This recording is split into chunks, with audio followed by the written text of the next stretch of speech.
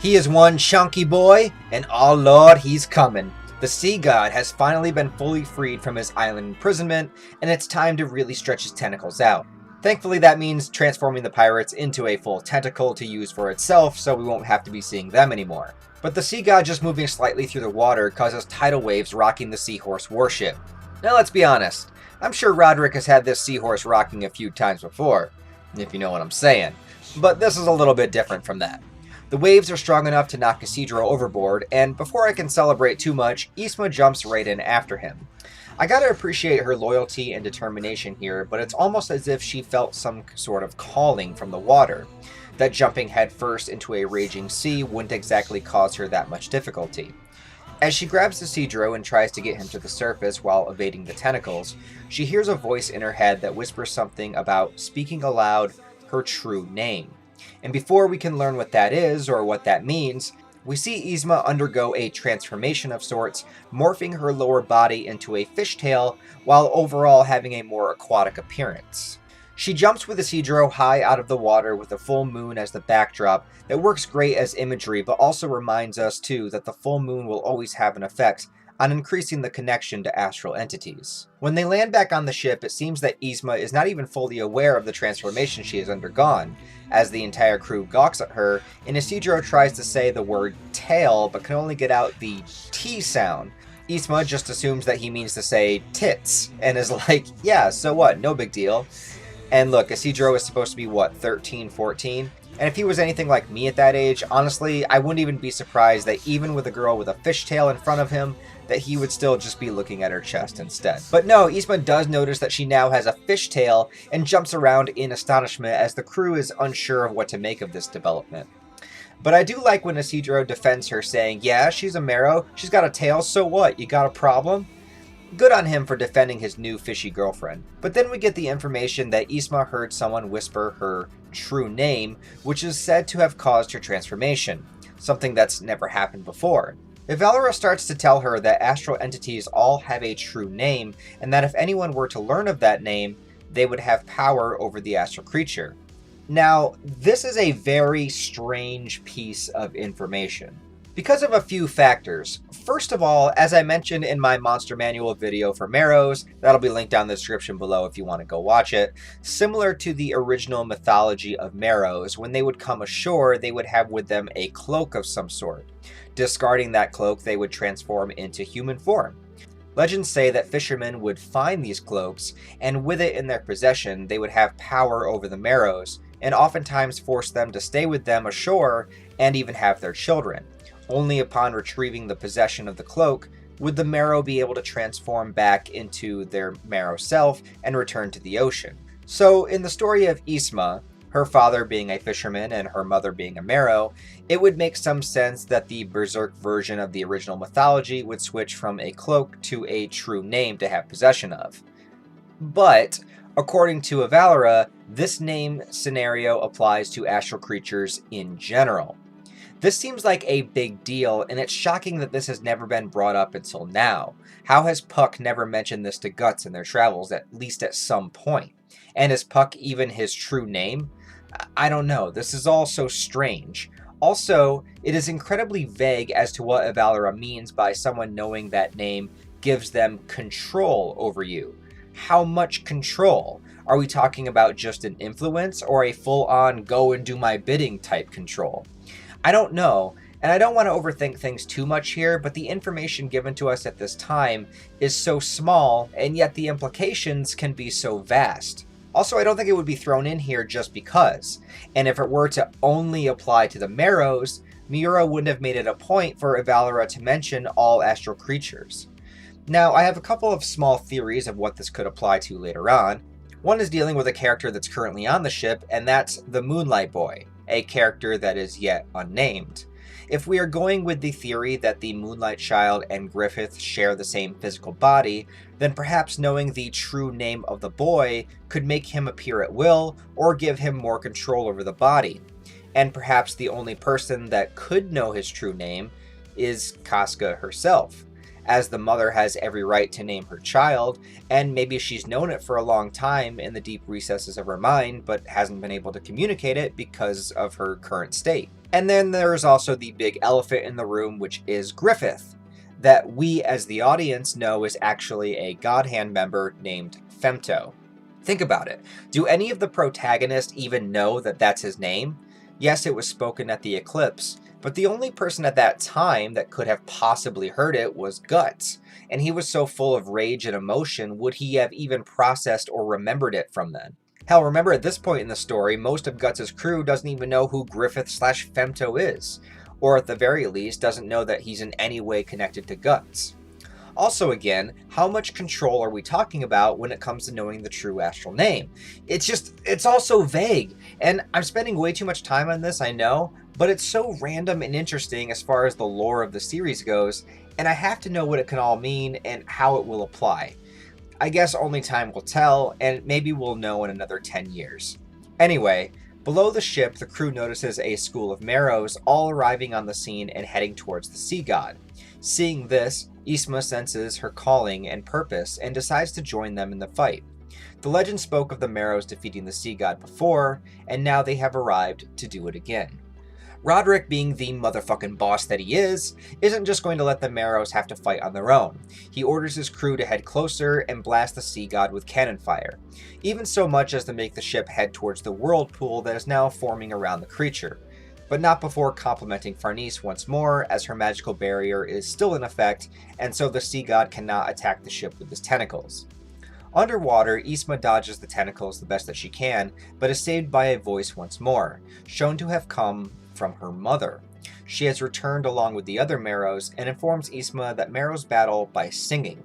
In other words, using powerful vocal projections that seem to hurt or weaken the sea god. And it's a cool way to show the gentle nature of these astral creatures, as their method of combat is inherently non-violent. However, inside the body of the sea god, Guts is slashing his way through all of the worms and parasites within. The only issue is getting close enough to the heart. The size and power of the muscle and the vibrations of its beating sends pulses of sounds that not only push Guts away, but rattle his bones and cause even his ears to bleed out. His hearing, sight, and everything else is bombarded to the point where he can't even tell where he is in relation to the heart. And so he is relying on Shirake to guide him. But even she realizes that despite the armor keeping him going, he still is taking a lot of physical damage. As Guts falls onto his back once again, he mentions his senses being so numb that he can't even feel his arms and legs.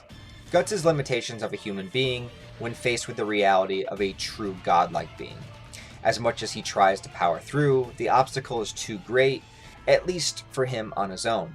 From beneath the sea god, all of the Merrows begin to sing in unison, causing the creature to try to rise itself out of the water. The vibrations of their voices, all culminating together, seem to cancel out the vibrations of the heartbeats. I don't think it's really meant to imply something like raising your positive vibrations to cancel out your negative ones, but it's kind of how I like to look at it. You can apply it to your own life, maybe. Anyway, with this development, this leaves Guts an opening. If only he could actually stand up. And leave it to Guts' own Beast of Darkness to be the motivating factor in getting Guts back up on his feet. But within that, there is a lesson. The Beast of Darkness, Guts' shadow self, his own inner darkness, is something that can be channeled for positive purposes. Instead of letting the darkness take him over, he can direct that same energy into something useful. Now, this specific scene isn't exactly that, as the Beast seems to be the one calling the shots here. However, it is a perfect example of things moving in the right direction. Here on his back and helpless is when you need that push of rage to get you moving again and back on your mission. These emotions within us, the ones that seem to just be there to drag us down, they can be used for good. We just have to understand them and understand ourselves. Guts standing to his feet, bleeding out, and showing that pure, honest-to-God willpower of the human spirit. That's what we want to see, goddammit. The Beast of Darkness was used to get him there, but the deeper meaning of it all is that we can push ourselves when we need it most. Reach deep down and stand back up. And with that, Guts raises the Dragon Slayer high above his head and slashes the shit out of the gigantic bastard's heart. The sea god roars and spits out blood and swallowed ships before beginning to collapse back into the water. Shirike's consciousness is then forced to return to her physical body, which is back on the ship. However, Guts is still inside the sea god as it begins to sink.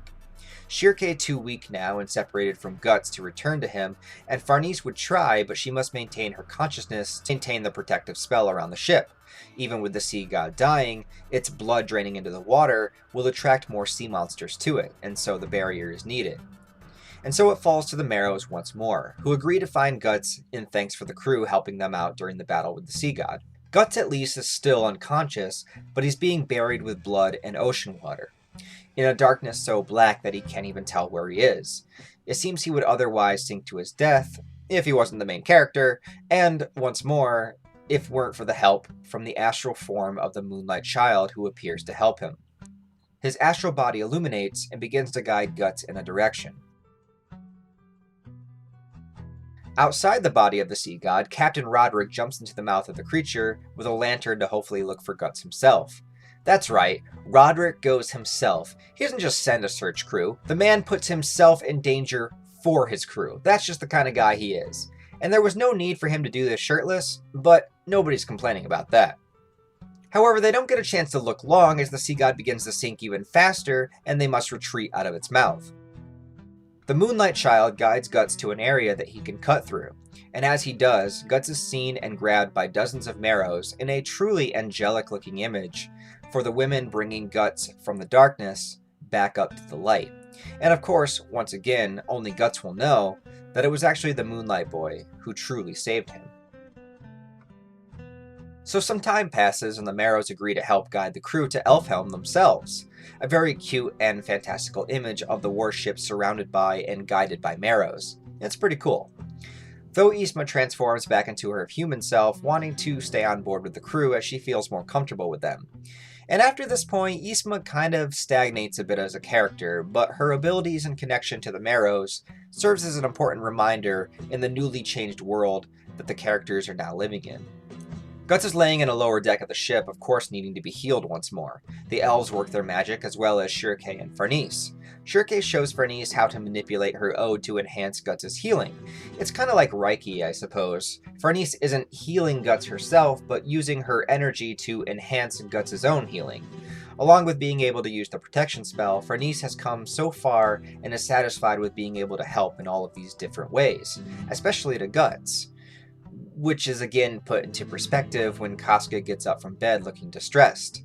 Guts immediately wants to stand up himself to go to her, causing Farnese to be reminded once more that despite all she can do to help, that Casca is still number one for Guts, and no amount of magic or protection spells is ever going to change that. Casca is distressed because the Moonlight Child is missing, and the crew begin to look for him with no avail, stating that if he fell overboard, at least one of the Merrows should have noticed. But Shirike recounts the full moon and how he disappeared last time as well. They are going off the assumption that he is some sort of astral being, but as of what, they don't know. The theory brought up by Shirike is that he could be an emissary of Elfhelm checking on them before they arrive, seeing their intentions and if they could be a threat, which altogether is a decent theory, but we as the reader know more about the boy than the characters do at this point. We know the original body was swallowed by the egg, and that Griffith took it upon his arrival to the physical world. But hey, let's leave the vague possibility that perhaps there is another explanation. Mostly I think it's just here to throw the characters off track of the truth, though. When Guts is laying in his bed, he notices that his hands are shaking, and that his eyes are having a hard time looking at the light. Remembering the words from Skull Knight about the armor, about how his senses will dull, and the more that he uses it, the more of an effect it will have on his body. Guts tries to ignore it, hanging on to the hope that they are almost at their destination, and that the journey will end there. That if he can just get to Elfhelm and heal Casca, it'll all be worth it. But the words that still linger from Skull Knight include that her wish may not be his wish. What is Guts' wish anyway? To be with Casca again, maybe? But what if she can't be with him? Flashes of the eclipse, flashes of Griffith, the things that cause Guts rage, the birth of his endless trauma, his other wish, the one of vengeance, of killing Griffith. He wonders when his journey will really end. Will he continue that original wish once he gets to Elfhelm? His war declaration that he made long ago, Is it still valid? Will his mind ever be able to let go of that original desire, the one born from his rage, hatred, and sadness? Casca, Griffith, what does Guts want? And I think this is all part of his struggle to try to figure that out. From there, Guts looks outside up at the moon, and despite his fluctuating vision problems, he thinks he sees something in front of it. To him, it will look like nothing, but in truth, he does see it. The Moonlight Child. His child, perhaps. Staring down at him from the sky, literally standing on what looks like an astral branch reaching across the sky. An item of some importance, but it will be explained later on. For now, we are left with the emotions of the child watching over its parents, and knowing that its time is short, for the full moon is almost over, and it must return from wherever it comes from for another month. The child enters the branch, and rides it like a wormhole or tunnel traveling very fast away from the ship. From a distance, it simply looks like a shooting star. A star that watches over our crew from above, as the Merrows guide them from below.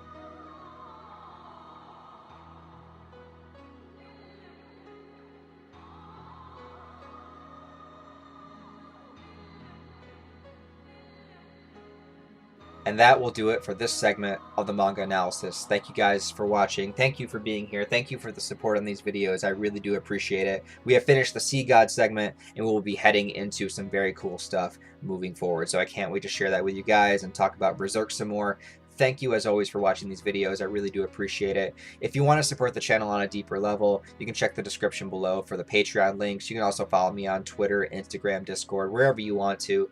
Other than that, guys, I hope you have a wonderful day, and I'll talk to you in the next video.